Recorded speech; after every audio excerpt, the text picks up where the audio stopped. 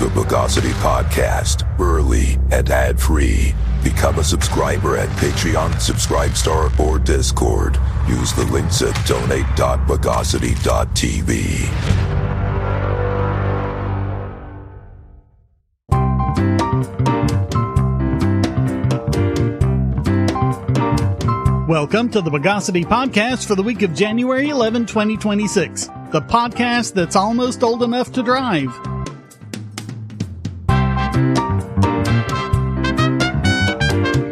This is your host, Shane Killian. Let's aspirate the news of the bogus. As always with the start of a new year, we'll go over some of the things that are now public domain as of January 1. In the US, that's basically creative works from 1930 and sound recordings from 1925, with the usual exceptions and caveats. But it all means tons of stuff added to the Internet Archive, and for the first time since the 1970s, we have works entering the public domain from a new decade. As we covered in past years, it wasn't until 2019 that works were allowed to lapse into the public domain again. So here, we're coming into the 1930s, the early uncertain years of the Great Depression and anxieties about banks and tariffs. The more things change. It's also the year where sound in films becomes less of a gimmick and more of a storytelling aid. We've got Buster Keaton's first talkie, Free and Easy, the Academy Award-winning film adaptation of All Quiet on the Western Front, Animal Crackers by the Marx Brothers, Another Fine Mess with Laurel and Hardy, a bunch of Disney cartoons, and von Sternberg's pre-code romance Morocco, Marlene Dietrich in a tux. So fine. And if that doesn't satisfy your Dietrich fix, von Sternberg also directed her in The Blue Angel. A classic song that now is PD. Dream a little dream of me. Together with Georgia on My Mind, Just a Gigolo, and It Happened on Monterey, although again, not necessarily any particular sound recordings. Characters and their initial works that are now PD include Nancy Drew, Sam Spade, and Agatha Christie's Miss Marple. Another surprise is Soup to Nuts, where none other than Rube Goldberg shares his crazy contraptions with the help of the comedy trio of Howard, Fine, and Howard, the film debut of the guys later known as the Three Stooges. There's Alfred Hitchcock's Murder, John Wayne's debut in The Big Trail, and The Unholy Three, Lon Chaney Sr.'s final film and only talkie. In the world of cartoons, we've got Blondie in the newspapers, a new design for Mickey Mouse featuring the iconic white gloves, and Ub Iwerks giving a middle finger to Disney as Oswald the Lucky Rabbit stars in 24 new cartoons over at Walter Lantz Studios. And speaking of cartoons, you can also enjoy Betty Boop as a serial killer in a new film because her character is now PD as well, although it's not quite the Betty you know. The one who debuted in Dizzy Dishes was an anthropomorphized dog, so unless you're into furries, you'll have to wait until next year to use the human version. But come on, according to IMDb, you've got 1,365 pre-code films to fill your little movie-loving hearts. Despite the gnashing of teeth from the studios, the public domain marches on, and will until we wise up and realize how ridiculous copyright is to begin with. Presenting the greatest game this side of Yugoth. You are H.P. Lovecraft's cat, and your name is Nick. Right, we can't say that on a podcast.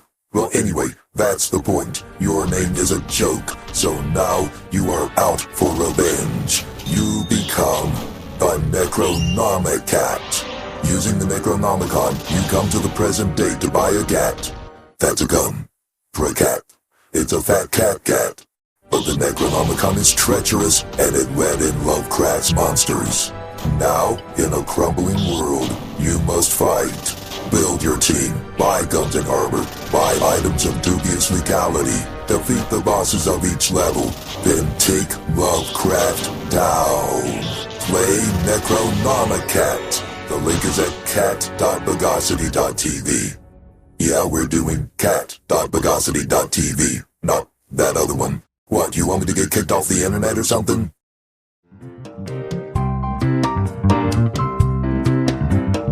We've got good news and bad in the updates for a couple of Tesla-related stories we've been following. We finally have the ruling for the Delaware Supreme Court restoring Elon Musk's pay package that a chancery judge ruled against in 2024. Elon is entitled to the entire $55.8 billion. The lawsuit originated by an anonymous shareholder who bought 2 shares of stock, followed by a lawyer who bought 5, pretended to represent all Tesla stockholders in the lawsuit opposing the pay package. The package, which was to be Elon's only compensation from Tesla from 2018 to then, was based on a number of very difficult milestones, each of which the company reached. Not even an enthusiastic revote from the stockholders later that year would convince her to change course.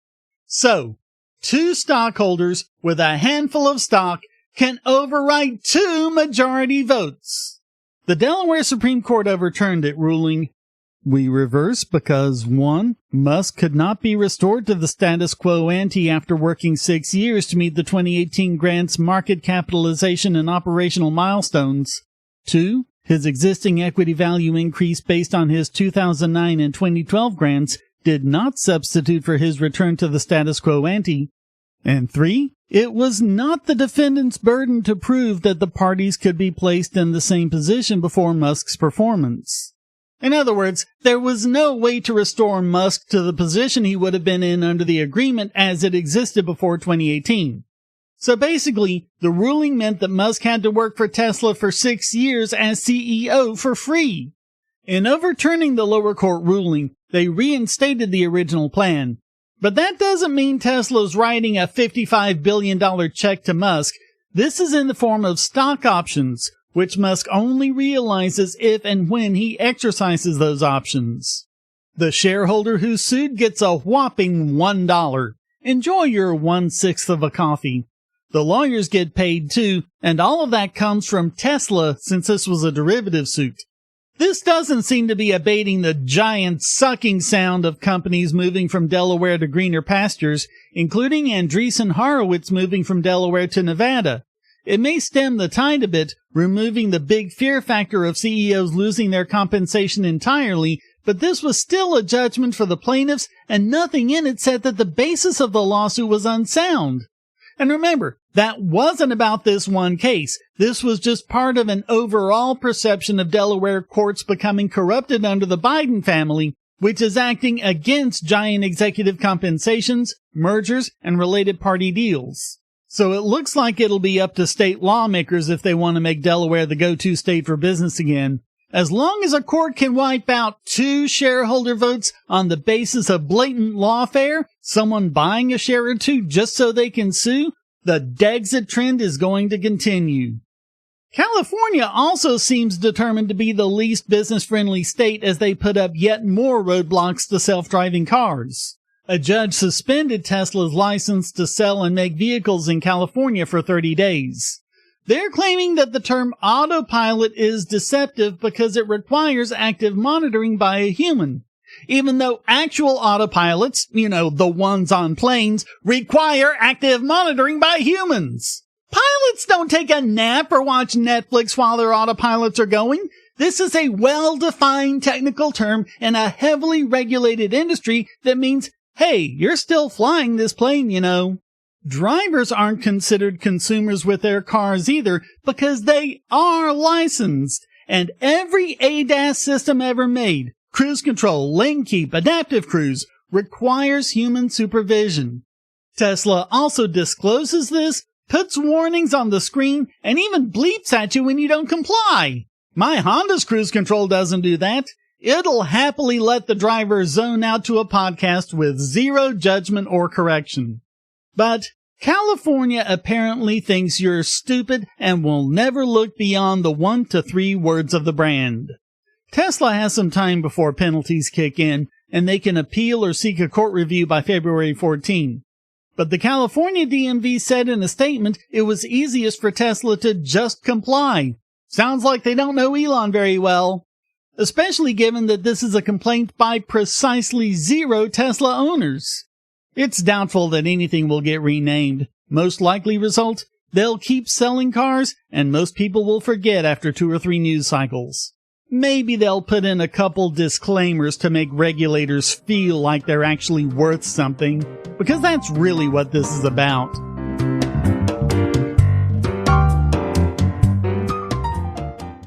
If you're on the Wi-Fi in a coffee shop or hotel, anyone on that network can get your traffic. Do you really trust all of those strangers? For that matter, do you really trust your ISP? A VPN can protect you from prying eyes, disguise your location, and even foil government censors. It's essential in this day and age, so go to vpn.bogosity.tv and you'll be taken to BoxPN. Starting at just $2.99 a month, you can get unlimited high-speed connections to VPN servers all over the world, and they don't log connections, so your privacy is assured. Traveling abroad, just VPN home, and don't worry about what those other governments are doing. Back at home, stop your ISP from traffic shaping and messing with the quality internet access you're paying good money for. You can connect from multiple machines at once, including your smartphone or tablet, and it supports all the secure standards, including OpenVPN and SSTP.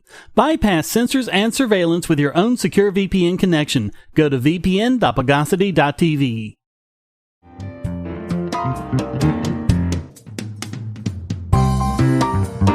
We also have a huge AI controversy on X when people found that they could use Grok to make an image of someone sexual without their consent. Okay, sexual just means to put them in a bikini, so I guess we're back to Victorian times. That triggered UK Communications Regulatory Agency Ofcom demanding answers from X Corp and XAI as to how such a horrible thing could be allowed to happen. You know, maybe this is a Gen X thing, but we had this thing, and it doesn't seem to be in vogue now, but maybe we should go back to it. It's called personal responsibility. If someone does something bad with a tool, Grok or Photoshop or whatever, it's their fault, not the people who made the tool. An Ofcom spokespuppet said, "We have made urgent contact with X and XAI to understand what steps they have taken to comply with their legal duty to protect users in the UK. Based on their response, we will undertake a swift assessment to determine whether there are potential compliance issues that warrant investigation." Nigar Alexander of the Internet Watch Foundation said, quote, "There is no excuse for releasing products to the global public which can be used to abuse and hurt people, especially children." Wait, how many products could you actually say that about? Shelves would be empty. She actually fessed up and said that she hadn't actually seen the images on X. She'd seen images on a dark web forum that may or may not have been generated by Grok. By the way, everyone is aware that there are models you can just download on your computer and do whatever you want to with, right? She bleated, "We cannot and will not allow the proliferation of these demeaning and degrading images which are disproportionately aimed at women and girls. Make no mistake, the UK will not tolerate the endless proliferation of disgusting and abusive material online. We must all come together to stamp it out." I guess the patriarchy is nothing without its handmaidens. People, how many times have we been here? Have you seen the stuff they were sharing back in the Usenet days? Polaroids, Photoshop, CGI, now AI. It's the same old, same old. X responded in a tweet, "We take action against illegal content on X, including child sexual abuse material, CSAM, by removing it, permanently suspending accounts, and working with local governments and law enforcement as necessary. Anyone using or prompting Grok to make illegal content will suffer the same consequences as if they upload illegal content. For more information on our policies, please refer to our help pages for our full X rules and range of enforcement options." Part of that was a quote of a previous tweet from Elon Musk. "Anyone using Grok to make illegal content will suffer the same consequences as if they upload illegal content." Makes sense to me. Doge designer said it best when he tweeted, "Some people are saying Grok is creating inappropriate images, but that's like blaming a pen for writing something bad. A pen doesn't decide what gets written, the person holding it does. Grok works the same way. What you get depends a lot on what you put in. Think about it. If someone nudifies an image of someone else, whether they do it with Photoshop or AI, hold them responsible. And while we're at it, why does the UK get to censor an American company?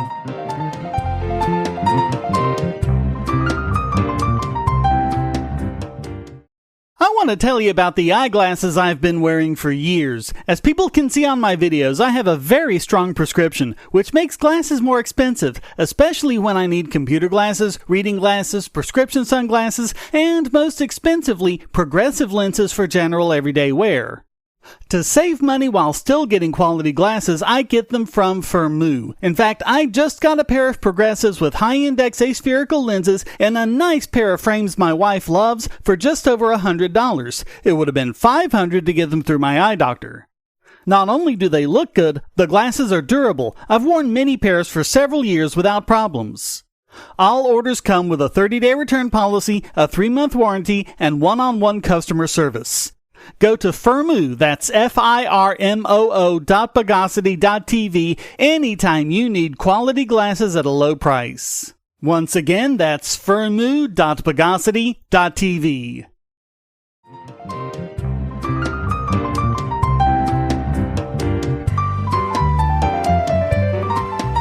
And now it's time to cannibalize this week's biggest Bogon emitter. We've talked about Anna's Archive before, and the amazing gift it is to human posterity, which is why the big content cartels hate it. Like with all such attempts, they often have to play hopscotch with top-level domains. But unusually, this time it's the .org domain name that was taken down. In the past, Anna's Archive didn't actually have any content, pirated or otherwise. It's just a search engine for shadow libraries. They also provide assistance to researchers who want to use it for various purposes such as AI model training. But more recently, they announced a 300 terabyte backup of Spotify. As you might figure, several countries have blocked the site, and they were sued in the US after they scraped WorldCat. But through it all, the .org name stayed operational, until it didn't. Try to go to annas-archive.org and you'll find the domain has been set to server hold. Meanwhile, the piratebay.org is still up. Just saying. .org TLDs are managed by the Public Interest Registry, who in the past have refused to suspend domains. But this time, a court order said you'd better. So, of course, as a matter of public interest, it's even in the name. We should be able to see the court order and get information about all of this. Transparency, right? Unfortunately, no, and PIR has refused to comment. So the thinking is that it's about the Spotify backup and how it violated their holy DRMs. But we just don't know. And it's hard to speculate, given that we've never seen this before. By the way, Anna's Archive is very much still up. They still have their zillion other domain names. Their archive is posted to Reddit. The .org domain apparently has been suspended. Our other domains work fine, and we've added some more. We recommend checking our Wikipedia page for the latest domains. This unfortunately happens to shadow libraries on a regular basis. We don't believe this has to do with our Spotify backup. Huh, that's weird. The archivist doesn't even know? And if it's not the Spotify backup, then what? As of this podcast prep, the other listed domains still work, so it doesn't look like the site is going anywhere. So thanks for another useless court making another useless order, tying people up in lawfare at the behest of their corporate masters. But it's the lack of transparency that's troubling. We're talking about a non-profit group heading up non-profit domains used by a very significant chunk of the internet. If we can't get information from them, then what sort of transparency is ever available? Is the secrecy part of the order? That's troubling enough. The worst part is, they apparently don't even want to stand up to them, like so many other librarians have done and won.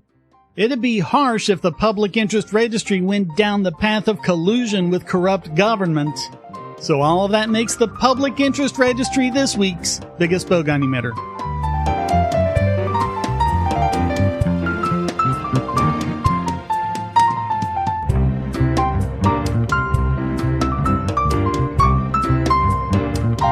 And now let's interdimensionalizationify this week's Idiot Extraordinaire!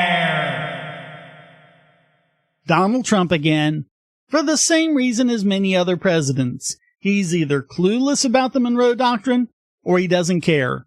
The Monroe Doctrine is named after President James Monroe from a speech he made on 2 December 1823. He said, "As a principle in which the rights and interests of the United States are involved, that the American continents, by the free and independent condition which they have assumed and maintained, are henceforth not to be considered as subjects for future colonization by any European powers."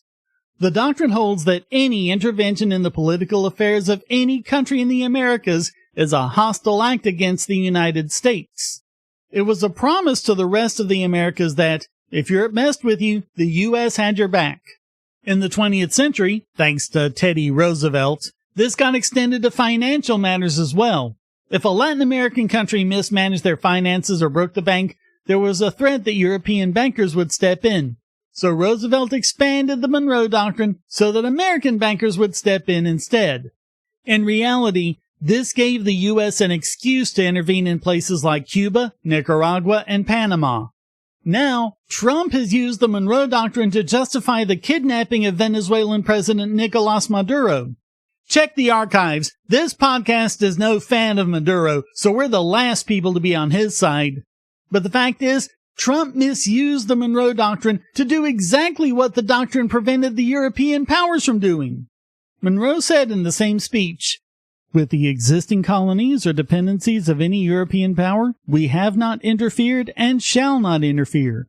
But with the governments who have declared their independence and maintain it, and whose independence we have, on great consideration and on just principles, acknowledged, we could not view any interposition for the purpose of oppressing them, or controlling in any other manner their destiny, by any European power in any other light than as the manifestation of an unfriendly disposition towards the United States." There were two main points. The U.S. would intervene only if threatened or attacked by a European power, and the U.S. will not interfere with existing colonies or dependencies. Now listen to the part that every president since and including Roosevelt has ignored. "Our policy in regard to Europe is not to interfere in the internal concerns of any of its powers, to consider the government de facto as the legitimate government for us, to cultivate friendly relations with it, and to preserve those relations by a frank, firm, and manly policy, meeting in all instances the just claims of every power, submitting to injuries from none." But Trump claims the doctrine means that American dominance, quote, "will never be questioned again." That's not what the Monroe Doctrine is. This is direct military intervention, regime change by any other name. Not only is this not the Monroe Doctrine, it's also a violation of international law. There is no justification for forcibly removing a sitting head of state and transporting him to U.S. soil. It would be one thing if there were an actual war, although even then it would still be problematic. But Trump has been the aggressor since the start.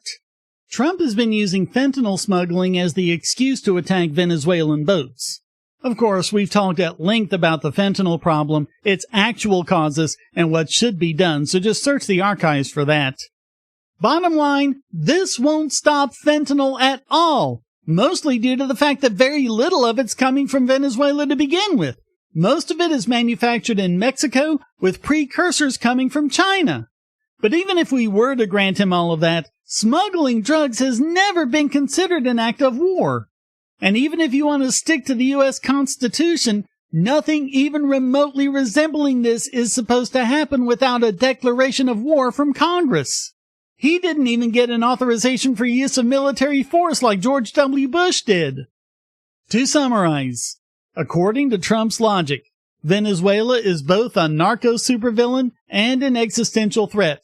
The U.S. is the fearless world policeman, and centuries of legal precedent are just inconvenient footnotes. A few fentanyl shipments, if they even existed, let us shift the Monroe Doctrine to mean the U.S. can kidnap foreign leaders like it's a Netflix action series. International law? Minor detail. Evidence? Overrated. Geography? Pfft, who needs it? Trump, so that he can go down in history as the greatest president ever, casts every problem as a threat, Every nation is a villain, and every centuries-old doctrine is just rhetoric backing up his grandiose stunts. In reality, he'll just be yet another presidential buffoon trying to distract from our problems at home with a nice regime change war elsewhere. Just like Obama, just like the Clintons. Gee, aren't you glad we voted out the Democrats? So all of that makes Donald Trump this week's Idiot Extraordinaire.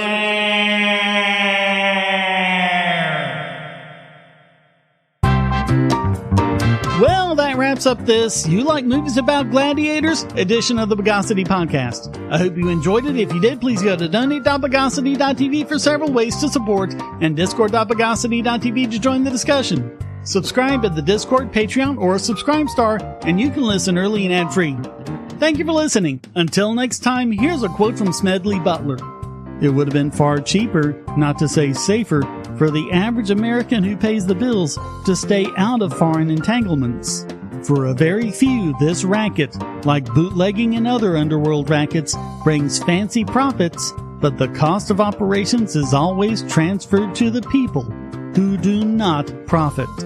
The Bogosity podcast is licensed under Creative Commons Attribution, Non-Commercial, No Derivatives 4.0 International License.